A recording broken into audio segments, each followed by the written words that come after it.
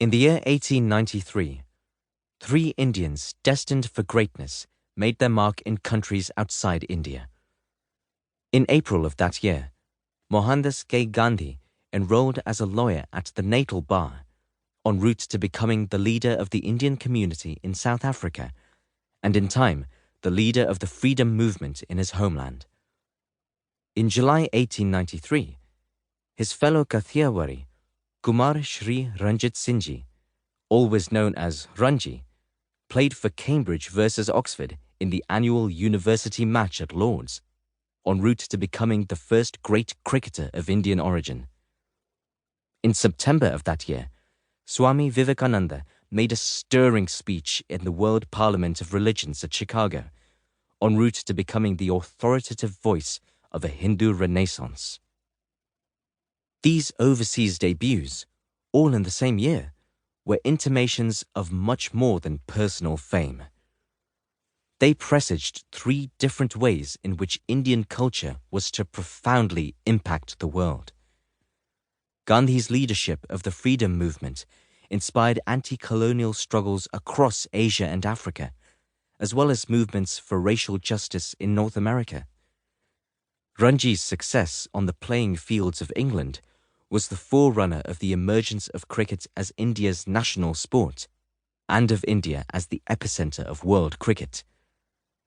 Swami Vivekananda blazed the trail for other Indian seers and prophets to travel overseas, taking their ideas with them. The subsequent spread of Hindu spirituality and of the practice of yoga across the world owe their distant origins to that famous speech made by the Swami in Chicago. In a striking juxtaposition, even as Gandhi, Ranji, and Vivekananda were seeking to take their ideas and expertise outside India, a Western woman was making the reverse journey, bringing her ideas and, as it were, expertise to India. For it was also in 1893 that the first of our renegades, Annie Besant, arrived on these shores. Mrs. Besant, as she was usually known, was born Annie Wood in London on the 1st of October 1847. She was 3/4 Irish. Her father, a doctor who went into the city, died when she was 5. Annie was brought up by her mother and a wealthy aunt. As a teenager, she traveled with her aunt in Germany and France while reading widely and learning the piano. The young and talented Annie was courted by a Cambridge-educated priest named Frank Besant. They married in December 1867 and moved to Cheltenham, where Frank had a job as a teacher.